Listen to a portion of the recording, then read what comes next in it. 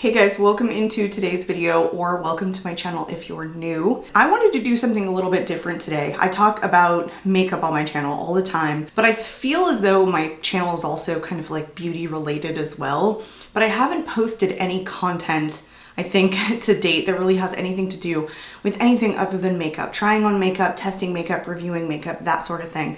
But I am very interested in beauty as well. And I really just had the idea to post a video about this and maybe help some of you guys that might have questions about it. And while I'm talking about it, I wanted to put on a full face of makeup, mostly stuff that's new releases, but some stuff that's just kind of new to me. I picked up the new Deadly Roses palette from Cosmetic, so it's kind of a get ready with me while I talk about my experience with different cosmetic procedures, most notably what is most commonly referred to as liposuction and a tummy tuck. So that's what we're gonna do today, you guys. I do wanna mention here that I will insert some pictures of before and after and things like that, specifically as it relates to the tummy tuck and the lipo. So trigger warning, if you guys are not interested in seeing those images, I will let you know when I'm gonna pop them in if you don't wanna see them, if stuff like that bothers you. But I doubt you're watching this video if it does, and it may help you. I won't show before and after photos of everything that I'm gonna be talking about today, but most notably those two things because they're the big ticket items. So let's just hop right into it, you guys. So I'm gonna start with the eyeshadow palette. I usually always start with my eyeshadow palette. I'm not going to be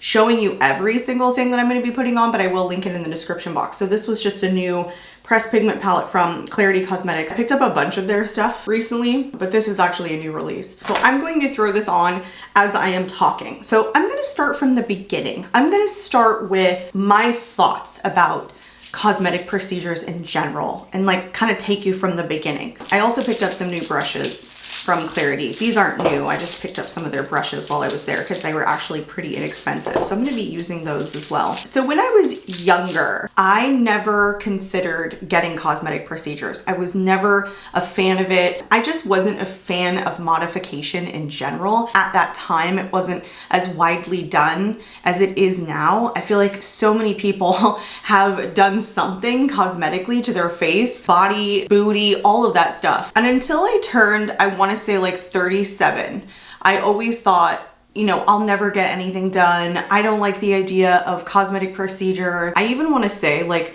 up until a couple of years ago, I think when I started my channel or right before then, I didn't even do my eyebrows. Like my eyebrows, I just totally left alone. So my point is, I feel like my perspective has shifted, especially as I began to age. I always felt like I not necessarily like looked younger, but I kind of felt younger, and I always had older friends. And so I always felt like the youngest one in the group. The point is, I just didn't feel my mortality. I never looked at myself and was like, okay, there's something I want to change, which is fabulous, which is great. However, I had my first kid pretty young, so it was able to bounce back pretty well, except that I had a C-section. So I had my daughter, who's now, she just turned 16. I had her at 23 when I was still in college. And because I had placenta previa, which was my placenta was low-lying and it ripped when my water broke, and because she was breech most of my pregnancy, they had already anticipated that I was gonna have to get a C-section, which, by the way, when you're 23 and you hear you're gonna have to have surgery, it's just not like the funnest thing to hear. I think I even had a moment where I like freaked out. I was like, I didn't sign up for my body to be, you know, modified in this way. I mean, like full on selfishness that happened. My pregnancy story is a whole other thing. So that's not what this video is about, but I did have that C-section, which I don't think it was terrible. I just know that I had a weaker stomach and stomach muscles in general. So after I had her, of course, it wasn't exactly the same, but I didn't feel like it was terrible until I had my son at 32, 9.5 years later. There's quite a big gap in between. And then because I was over the age of 30 and because I had already had a C-section, my medical doctors essentially said, okay, we'll have to pull your records back from California from your first pregnancy and your first birth if you want to try for natural delivery, because you'll have to have your records go before the board to determine whether or not you're eligible to even try. Otherwise, we would automatically just schedule you for another C-section. I was like, damn, like, okay. I didn't think 32 was high risk.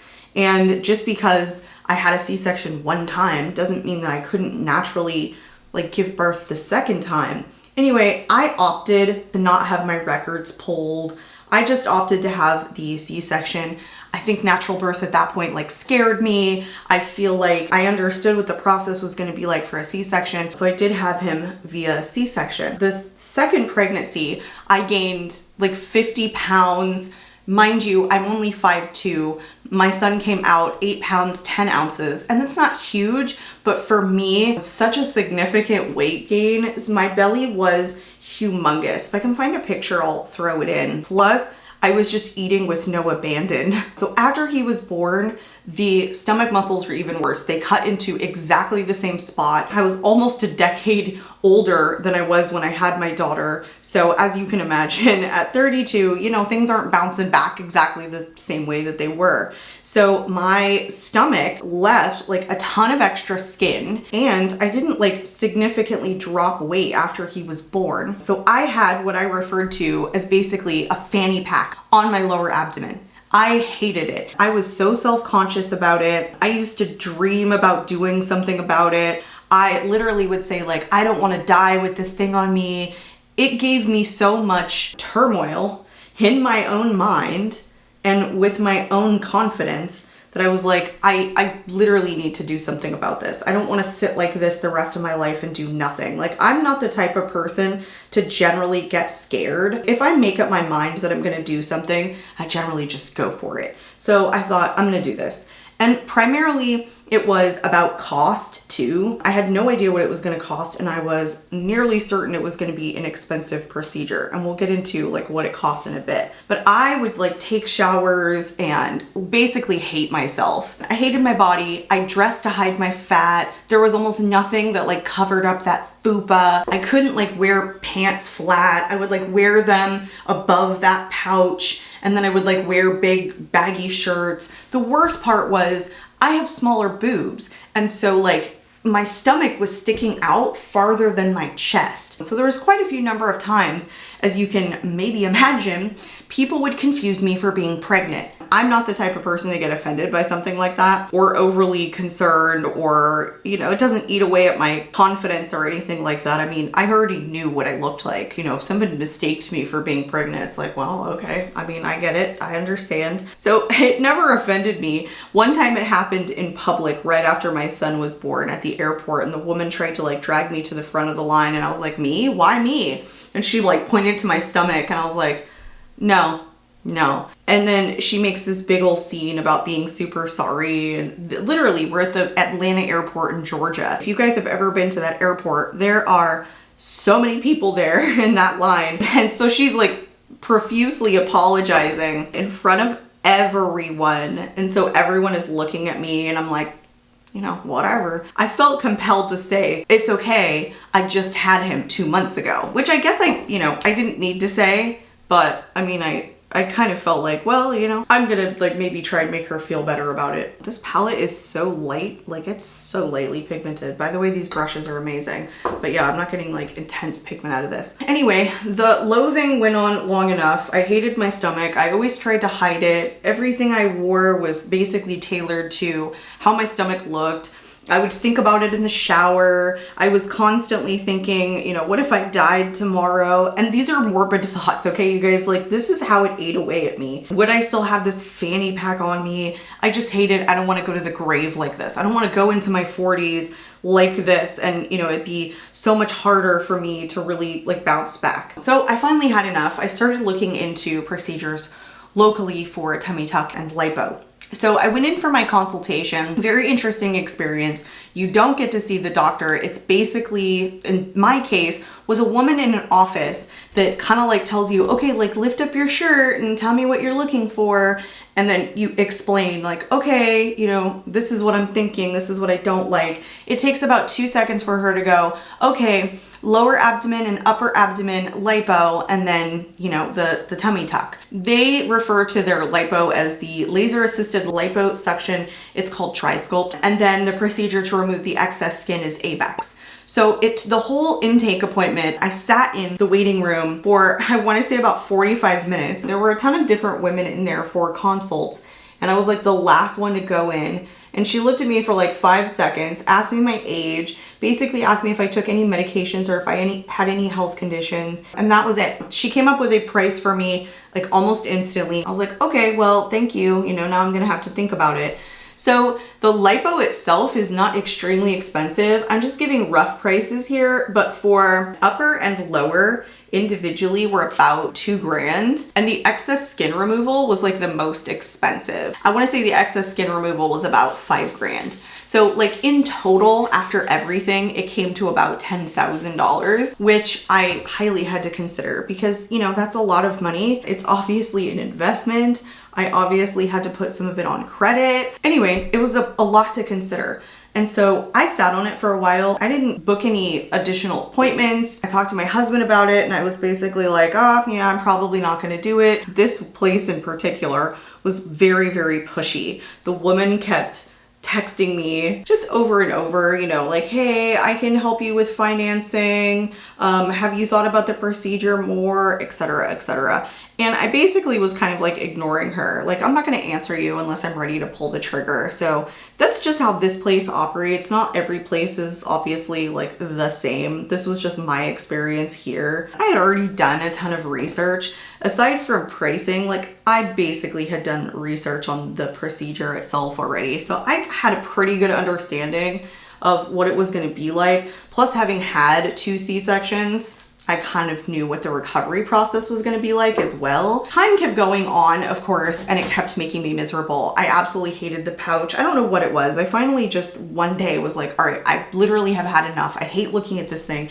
If I'm going to do it, I'm just going to pull the trigger now. So I texted her back and I was like, all right, let's get this thing going. So I want to say that they scheduled me like really fast. I'm going into the new natural lashes from Kiss. I think they wanted to like schedule me the next week or like the week after. Sorry, these are in the style Nude Blazer. It was probably like one appointment that I went to. It probably wasn't like super long. That part's a blur. I don't even remember that at all. But my experience with the actual appointment itself, they do all of those appointments in the morning. They do require somebody to come with you and they want that person to stay there. During this whole process, they take about like 300 photos from every different angle. I felt like it was more for them than it was for me. Like the before and afters would have been fine, but like one would have been okay. You know, I didn't need to see like progress throughout the way. I also didn't need to see my fat in those fluorescent lights either. Anyway, my mom elected to go with me. We did get there. I want to say it was like 7 in the morning or 7:30 in the morning, like kind of before the actual office opens.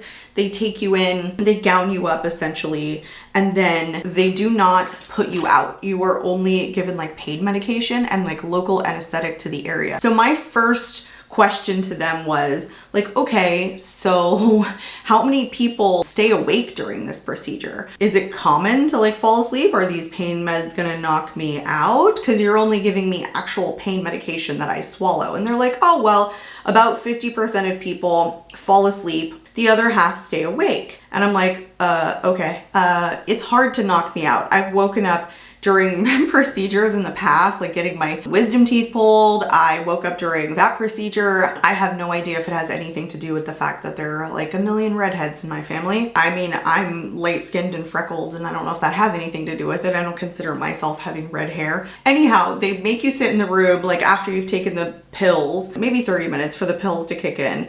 And then they take you into the room and they put you flat on your back on a table. You're wide ass awake. The doctor comes in. He's like joking about sports or I don't know. He's like joking about the team's score or something. So I immediately was like irritated at this guy. Like, dude, shut up. Like, I'm literally on the table here. I don't want you talking to your assistant about the sports scores. Like, please, like, say hello to me or something. It immediately gave me the impression that they do like hundreds of these all the time and you're just like another case, you know? You're just another woman on the table. So I immediately like try to start engaging this guy in conversation. He turns out to kind of be a bit of a dick, if I may. So far as like to talk about how much he's made in the year, essentially that this is like a profitable business, which I was like, oh yeah, if I saw you on the street. And I hate that kind of shit. Like, that's just really annoying to me. I'm not impressed by that in any way, shape or form. I just thought this guy was just pretty much a pompous dickbag. I was not impressed at all. So needless to say, not every single facility that performs these allows you to meet your doctor and figure out whether or not you like him or her before the actual procedure. I literally didn't see the doctor who was performing the procedure until the moment he walked into that room, and I was already lying on that table, like just, you know, fully ass exposed, okay? I'm not saying my ass was exposed, I'm just saying fully exposed. Later on, I came to find out, like other estheticians basically, that they have actually went there to get a consult and ended up not going because of their procedure. Like never being able to meet the doctor until the day of. They're like, no, and not at all. Which kind of led me to believe that's not a customary thing. Not every place does that. So I don't know, if you're considering it, like kind of just beware. So they do tell you that the post-op care is you're gonna be in a tight suit basically. You're going to have to change your bandages. You're obviously going to be kind of cut from one end to the other. But the way they describe it is like, oh, you'll be back working in a week, essentially. You can move around on day 2 or 3. This is literally what they tell you. Mind you, I've had 2 C-sections and I know damn well, like you're not back working in a week and you're sure as hell not moving around like at full capacity by day 3. It just doesn't work that way. But I feel like they tell people that so that it doesn't scare them away from getting it, especially in a place like that just, I don't know, does 20 a day, essentially, like one after the other in their 2 different operating rooms. I didn't expect to be treated like a princess. Like I kind of had a sense about that place immediately and was like, all right, just prepare yourself. This is the place that you were able to find that's local that does both. Because I was able to find a bunch of places that did lipo, or like the laser assisted lipo, but that didn't do the skin removal. And for me, the skin removal was extremely important because I told you guys I had that pouch. So I knew going into it, like I didn't have to love this place. I just had to get a decent surgical procedure done and I could move on with my life. So anyway, I'm on the operating table. I already don't like this guy. I can feel a lot of what's going on in the lipo. The cannula probably has to be about this big, and he's really rough. I mean, if you ever watched a liposuction procedure, they just like grind back and forth because they're essentially making tiny holes in your fat so they can suck it out. And I'm feeling this, like I feel a ton of it. It's not just pressure, I'm like feeling pain. So I'm like cussing, but I say, oh. The doctor then politely asks me to refrain from using language. At this point, I'm like, I wish I wasn't here right now. Oh my gosh. I immediately didn't like this guy and I was like, well, what do you want me to do? I can literally feel it. So he tells the nurse or his assistant or whatever to bring in a little bit more medication. They give me more medication. I think 20 minutes later, I finally start to calm down because it's just not enough medication for me. The original amount of medication they gave me just wasn't enough. I was definitely feeling it.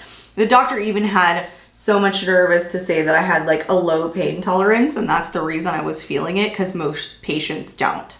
Which I was like, oh, okay. It's either I have a low pain tolerance or most patients don't need that many medications because they get knocked out a lot easier. But whatever, we'll go with your I don't have a very high pain tolerance, which I think is absolute bullshit. And that's where I kind of recommend you be able to meet your doctor and build rapport before a procedure like this. So that kind of stuff is avoided. So I want to say the whole procedure took about, I don't know, hour and a half, 2 hours by the time they get you in the suit. I was awake the entire time. I didn't fall asleep at all. I kind of feel like I think they hope you do, because at one point when they started to do the skin removal, they put like a sheet over my face. Not like one of those curtains that's like here. They literally put it like on top of my face. So like what was holding it up was my nose. And I'm like, okay, cool. I'll just hang out here. You guys just go ahead and have fun down there. But at the end of them doing it, they literally asked me like, do you want to see the skin? And I'm like, yeah, sure. Show it to me. So they like hold up this tray and show me this like 2 triangle sections of skin that they cut off. And I'm like, great. Seems like a lot. Glad it's gone.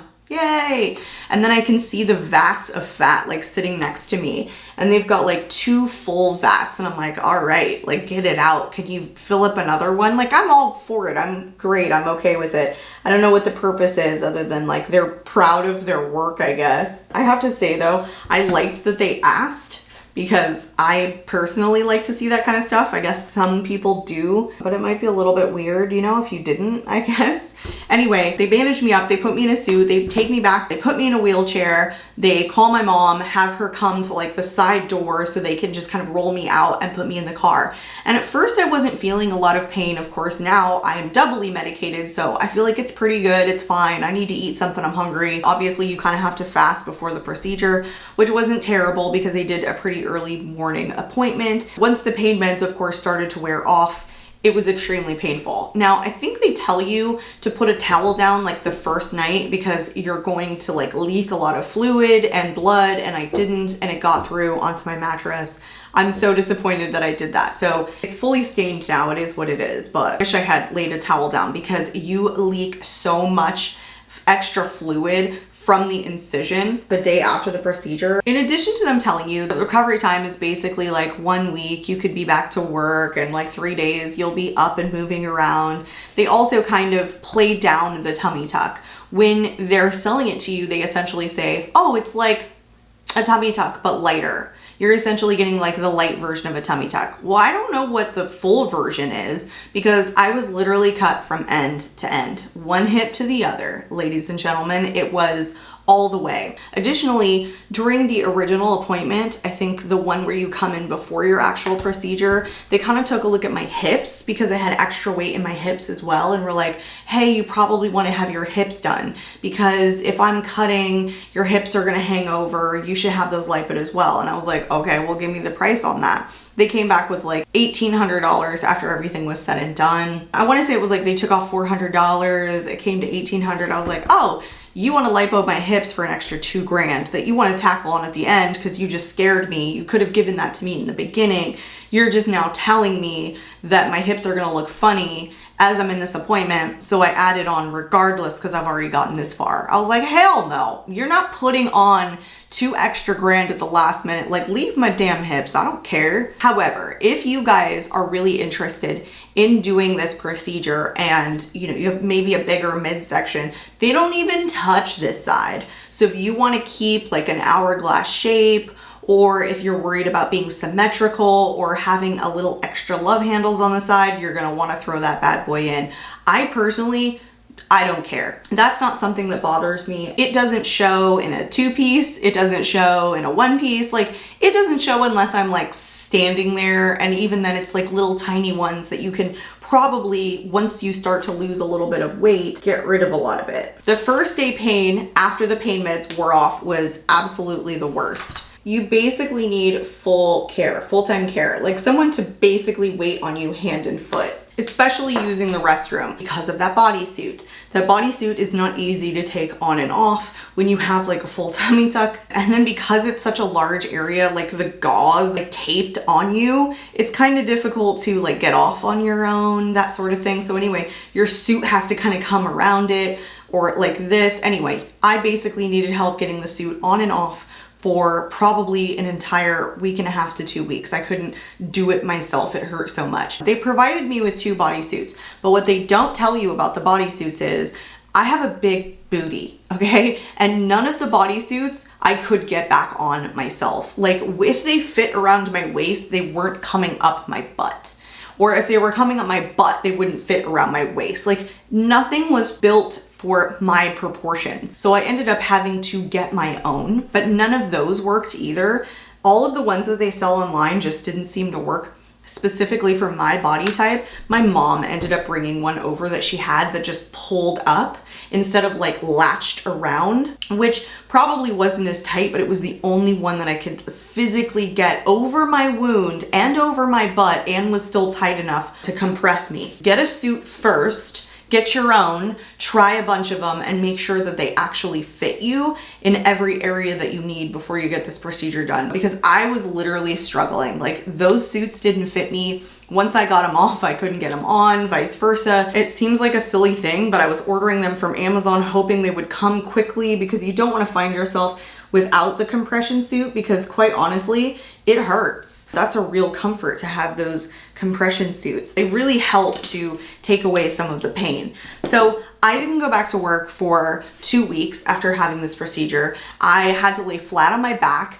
during that period of time. But not only that, your skin is so tight because they've pulled every excess skin that you have like super tight. I had to put a pillow under my legs when I slept on my back, right where my knees bend, so that my legs wouldn't lay flat, because that was kind of pulling my skin. I mean, they don't tell you that. Everybody's experience is going to be a little bit different, but the pulling of the skin, I definitely felt. I'm gonna go in with foundation now. I wanted to sleep by myself for the entire recovery process. I didn't want anyone touching me. I like literally couldn't risk anyone touching me. They put in dissolvable stitches, so they were still stitches, so you know, you could still like pull a stitch. It's just not something that you really think about, so I don't know. The first follow-up I wanna say is like a week after the procedure. I'm pretty sure it's like a week, a month, 3 months, and then 6 months or something like that. I had to go back to the facility to basically see how I was doing, but mostly just take more pictures. And at the very next appointment, a week after the procedure, they gave me a like a thing to fill out to leave feedback. And I was like, is this a joke? I'm not even done with my care yet, and you want me to leave feedback? Like I'm not even done. I still have to come back, like, you know, up until 6 months. So she hands me the form, and I go and I sit down. I'm looking at the form and I see the questions are asking about pre-op care, the doctor's procedure, the doctor, and I start to fill it out. And I'm being totally honest, and I'm like, oh, they're gonna pass this around. Like, somebody's gonna look at these before I'm even done receiving care. There's no way. Like, I will, at my very last appointment, tell them exactly what I feel about this place. So I handed her the clipboard back, and I go, oh, thank you so much, but no thank you. And she was like, oh, but it's voluntary. And she goes, it's just your feedback. We wanna know how we did. And I go, oh, I understand. Thank you so much. No thank you.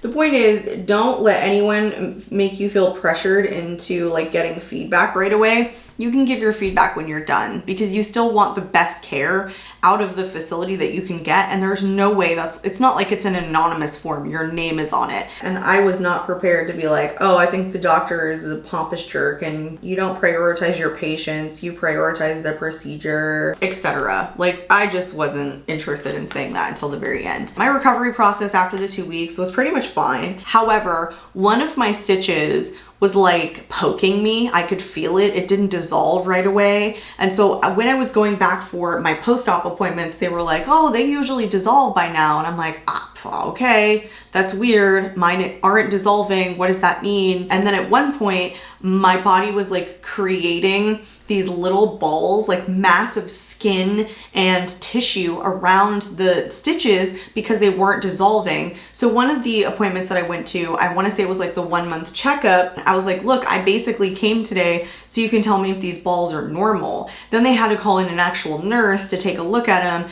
And she was like, I've never seen these before. These are unusual. I'm like, how many of these do you do? And you literally haven't seen this happen before. So what is this? Am I like rejecting this procedure? Like, am I gonna get sick? Am I like, you know, you don't know? Like, I'm so confused. She basically said that it's probably just extra tissue building up around the stitches because they hadn't dissolved yet. And at one point they tried to pull them out and they couldn't get them out, so they just left it. She basically said to me, if they continue to stay there, then call them back and let them know, but just to keep an eye on it. So I was like, oh, okay. So eventually they did go away, but it took a while. I think it took like 3 months for them to like officially dissipate under my skin. So I don't think it's necessarily something to be like overly alarmed about, but they don't tell you about it beforehand, which I just feel like, how can I be like the first person that this has happened to, you know? I did not go back to my 6 month appointment. I felt like by that time,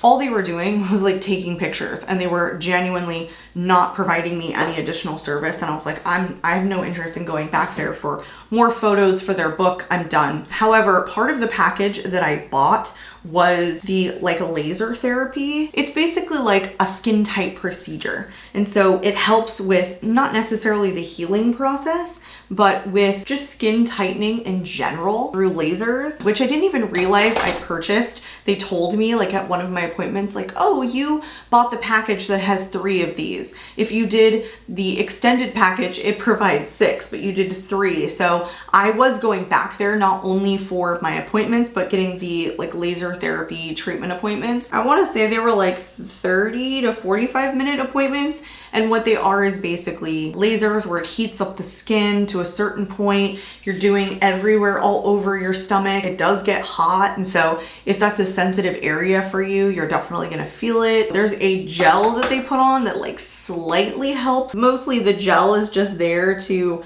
kind of act as a buffer between the lasers. And I mean, that's basically pretty much it. This procedure I ended up getting in August of 2023. We are now in March of 2024, and the scar tissue has just now started to dissipate. Under the area where they did lipo remained very hard. It's scar tissue that builds up from all of the trauma. So my stomach remained super hard and basically numb up until I want to say like the beginning of this month. I started to like regain feeling. It started getting a little bit softer. I can actually kind of like have feeling back in there. They also moved my belly button. That was something that they had to do because I had that fanny pack literally at the lower part of my abdomen. And so my belly button, I think, went with the skin that they took off. But once they pulled the skin, they cut a new hole for your new belly button. That was a little bit weird.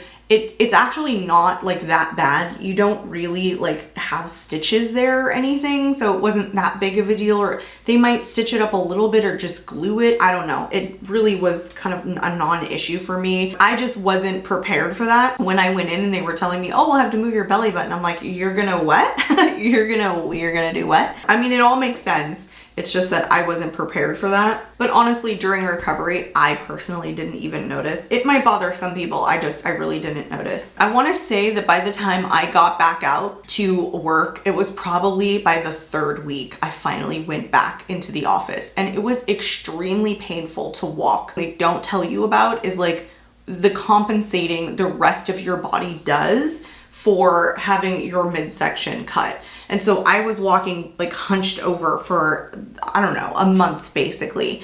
And it caused me so much back pain. There was more pain in my back than there was, I think, in the actual incision site itself. And just not prepared for that, honestly. And I didn't like go around announcing the procedure that I had. And so it was obvious to everyone that I had some surgery done because I was walking really funny. And some days were worse than others. And even kind of post-op things that I read online tell you the same thing. Like some days will be better than others. You might be harder some days. That is exactly what I experienced. Like one day it would be like, oh, it feels great. And the next day it would be so tight, it would hurt. All of the tension was kind of painful. Again, it was kind of why I was like hunching over when I was walking. And they don't tell you that. Most of what I was finding out about recovery was from what I was looking at online. And they give you like a full packet, you know, it was basically useless.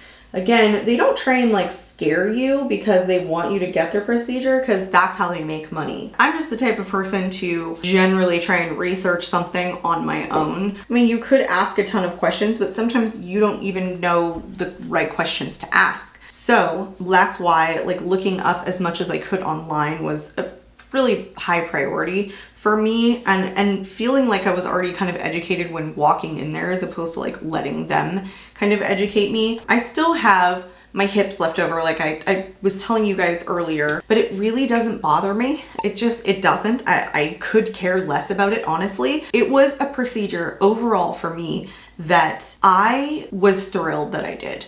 I'm not like perfectly flat. I'm not like super skinny. It didn't get every single bit of fat that I have. It didn't get my back. It didn't, like I told you, get my hips. You know, it didn't touch anywhere else. But my biggest priority was honestly not carrying around that fanny pack of skin that I had left over from my last pregnancy and my last C-section. I hated it. I hated it. That was the priority for me. So I was kind of willing to make accommodations, make adjustments in my thinking and my expectations, so long as I didn't have that freaking thing left over. And I don't regret a second of it. But the recovery is kind of different than what they tell you. And everybody's experience is a little bit different too. And unless they're taking the skin of the area that you have stretch marks, you'll also have some stretch marks left over. They took most of the area of my stretch marks, so I really didn't have like a ton left over, which was kind of nice. But if you have some like in higher areas, they're still gonna be there,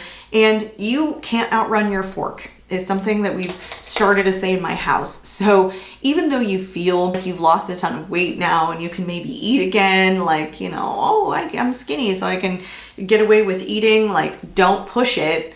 You're gonna probably want to now like watch what you eat. Like, now is the time to prioritize diet and exercise more than ever. I still have some stiffness in the area, but there was no abnormalities. One of the things that they talk about online is like fibrosis, where you can get an uneven scar tissue, so it leaves it lumpy. That I don't think you could ever avoid. You know, I don't think that's like procedure wise. I definitely feel like that's your body and you or anyone could just develop that naturally. I think that's a roll of the dice. So far as everything I've been able to find online has kind of said, I didn't develop that, thank goodness. I mean, I guess it would have been okay if I had, or it wouldn't have been the end of the world so long as I didn't have that pouch. Where is the brush I'm looking for? I don't regret it in the slightest. I know that it's, you know, something I'm going to be paying for a while, quite literally, but there's nothing better than feeling confident in my own skin. And there's nothing worse than not feeling confident in your own skin. Focusing on one particular thing that bothers you, for me, is not worth it. Like, it's not worth sitting around in your life and just feeling like, I can't get this thing to go away. It makes me so self-conscious. I quite literally can't stop thinking about it. I quite literally dress myself around this particular part of my body. So my thinking completely changed last year. In fact, then I started thinking, okay, well, there are other things about me that bother me. And it was never for me about adding things. And I feel like if there are people out there that feel like they're missing something, like they've always hated their breasts, they've always hated their butt, they've always hated their, it doesn't matter, whatever it is, so long as it's not like every single thing about you, I feel like you should never let that bother you so much that you don't end up enjoying yourself. I think that's the moral of the story. I personally never had the inclination to add things. Like I said, I never was bothered by the size of my lips. I was never bothered by the size of my boobs. I was never bothered by hips, but you know, like nothing else ever really bothered me. And I never felt like I needed to add things. I kind of always feel like I'd like to take it away. So that kind of brings me to the other cosmetic procedures that I ended up kind of exploring next. So I was always very self-conscious about this V in my forehead. And especially when I started my channel, I could see it very prominently. So of course I explored Botox. I have actually never had the Botox injection. I've had Xeomin and I believe Dysport. They're only slightly different than Botox itself, but they're still a toxin. They just wear off faster, even though they cost relatively the same amount. So I went with Xeomin the first time to try and reduce this. And when I walked into the med spa that I had been going to, of course, the first thing they said is, oh, you're gonna wanna like, you know, freeze the forehead. So you stop being able to go like that, right? So you stop being able to make that face. So I did that, and I have hooded eyes and I work on camera all the time. And immediately what happened once it kicked in was I could not move my forehead at all, and I couldn't move my eyebrows. And I don't like that.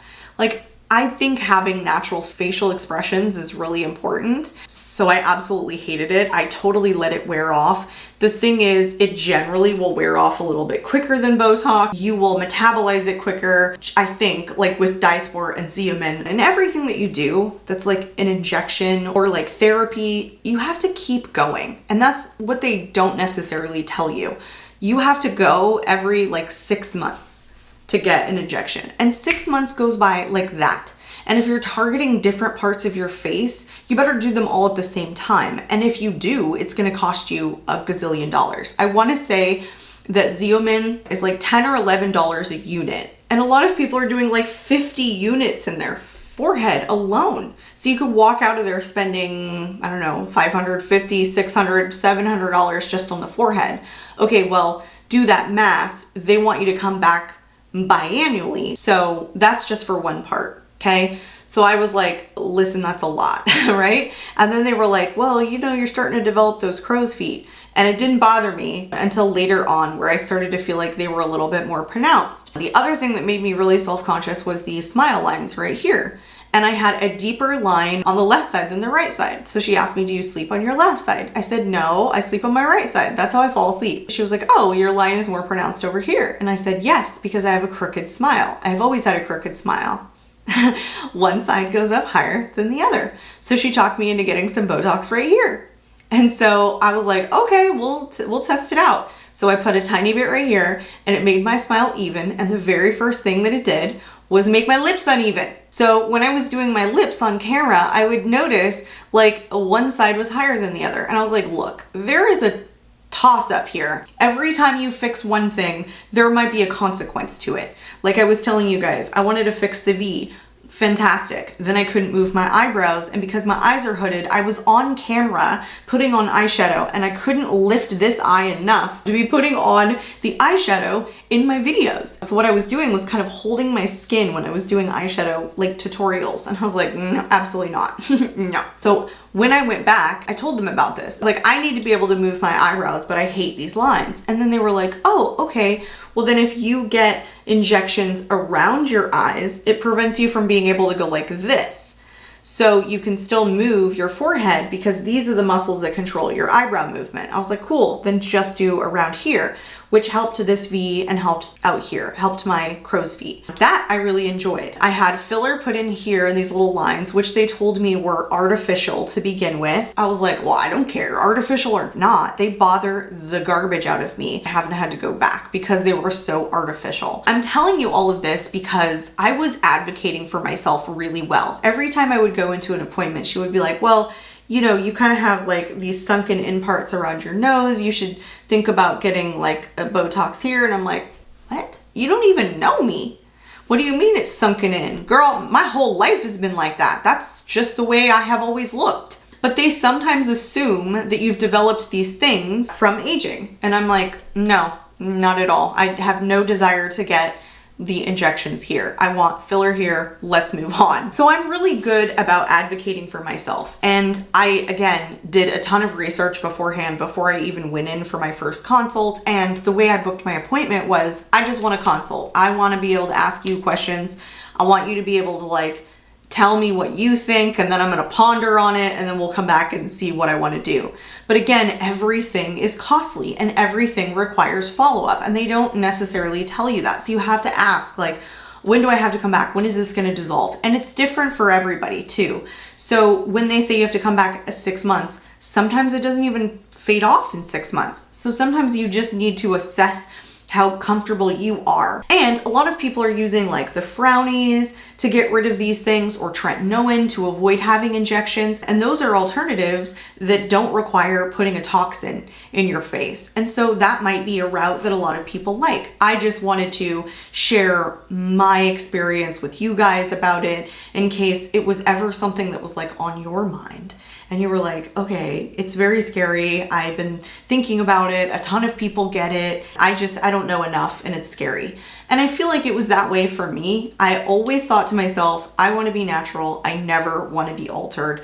But then when I got older, I woke the hell up and was like, there are some things that I would like. I will say they become more numerous as I get older, and that's probably just gonna happen. There's a certain point I think that I'm personally willing to go to, and for everybody it's gonna be a little bit different. So for example, like every time I go in, you know, they offer to give me lip filler, which is huge right now. And I'm like, you're not touching my lips. I don't need shit in my lips. My lips are just fine.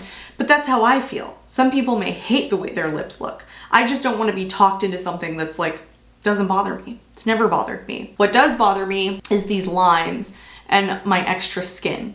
Now, I have like fluctuated in weight, and even during the pandemic, I definitely weighed more than I do now. And so some of that came from like just the loss of weight. And I really do dislike that. I don't like the creases that have like developed here. It's just a personal thing. So I explored Skin Tight. Essentially, it's that same laser that they used on my stomach. It's just lasers that they use on my neck, and it goes for about 15 minutes a session, and it cost me $220. Do I notice a big difference? No, not yet. But again, it's one of those things where it's like, well, you need 6 treatments. So nothing is ever one and done. Maybe except like the liposuction and the tummy tuck, so long as you don't gain weight again. Everything is just constant maintenance. I got this lip gloss from Clarity Cosmetics as well. It's the liquid lipstick / lip gloss. Is that what it is? I don't know, I got 2 of them. And also, I wanted to get my teeth whitened. No, I was wrong. It's from Give Me Glow Cosmetics. This is the one that I'm gonna put on. The one I picked up from Clarity is like this metallic, and it looks so gorgeous, but I'm gonna throw this one on.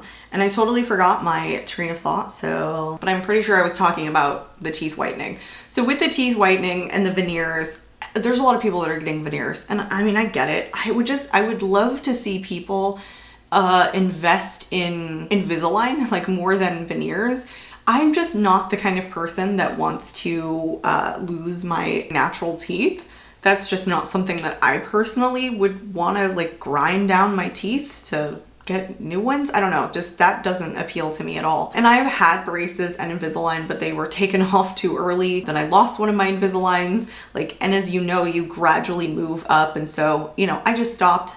I thought about maybe doing them again to like correct the bottom teeth mostly, but then, right here, there's like, it's off. Anyway, the teeth whitening thing is like 15 minutes in a chair, like $150 or something like that. So it's a lot less expensive than I thought it was going to be. And I think that it was like originally when teeth whitening first came out, and then it's like $75 every time you go back. But again, it's one of those things where I sat in the chair and, they hold up a thing and they go, oh, you're at a level 12. And then when you leave, you're at a level 10. I'm like, what? I'm not at a level 1? Like, what's the thing? And they're like, well, your gums can only handle so much. If you want to get them whiter, you have to keep going. And I think you can go once a week or once every 2 weeks. And then the follow-up appointments for me were half the price, so they were like $75. I go, well, how frequently are people coming in here to get their teeth whitened? And the woman said to me, I have one lady who comes in here every 2 weeks. I'm like, every 2 weeks? She likes to stay at like a level 1 or a level 2. And I'm like, oh, I don't have the time. I don't have the time for that. I don't even like going to get my nails done. I cannot stand sitting in a chair for that long to get nails and toes done. It's too much for me. So I haven't gone to get my teeth whitened in a while. I think going every now and then is fine. I like a lot of coffee. By the way, my earrings are the molecular structure of caffeine. I thought that was really cute. We took my 16-year-old to a museum for her birthday. It was basically like a science center and aquarium, and they had these in a little gift shop, and I was like, oh my gosh, that is adorable. So I picked them up. I don't know if it's an accurate depiction of the molecular structure of caffeine, but I thought it was pretty darn cool. I mean, they had the compound on the actual package, so I thought that was cool. Anyway, I always hope that you find my videos helpful. I feel like there are creators that do talk about it and then take you on like certain procedures and all that. I don't really have an inclination to do that. I don't feel like I need to sit down and like film myself like getting filler or injections or anything like that, but I did want to share my experience. I will say, you guys, if you don't know this about me, I am 39 years old. I will be 40 this year. I work full-time in human resources. I'm just a normal, average working lady. And so I feel like a lot of people who post videos about their experiences with this stuff are content creators who are primarily involved in beauty. I just don't know if I see a ton of people that post this kind of stuff that are just your normal desk jockeys, basically, that have like full-time careers in other things. And that's where I felt like my perspective was just a little bit different. And I also want this to serve as a message that I believe there is nothing wrong in changing yourself if you feel there are things that make you self-conscious. There's no sense in sitting around hating a part of your body and wasting any energy on that whatsoever. It's never going to be perfect. And also, don't ever compare yourself to other people that you see online, because you have no idea what procedures they've done. I try and approach things from the perspective of, I want it to look natural. Like these forehead lines, leave them, they're fine. I scowl a lot, okay? I don't want them to be so deep I can stick a fingernail in, but they're supposed to be there. And that's my way of kind of controlling what I have done. Don't compare yourself. Everybody is different genetically. There's a lot of things that you don't know. Don't ever feel bad. Being different is good and you should embrace it. I would love to hear your guys' feedback in the comments. I would also welcome any questions that you guys have that maybe I could answer. Again, I hope that this video was helpful. I hope you guys enjoyed it. Everything that I put on my face today, you guys, I will link in the description box, including shades and all of that good stuff. I'm out of here for today, you guys, and I hope to catch you all in my next video. Bye.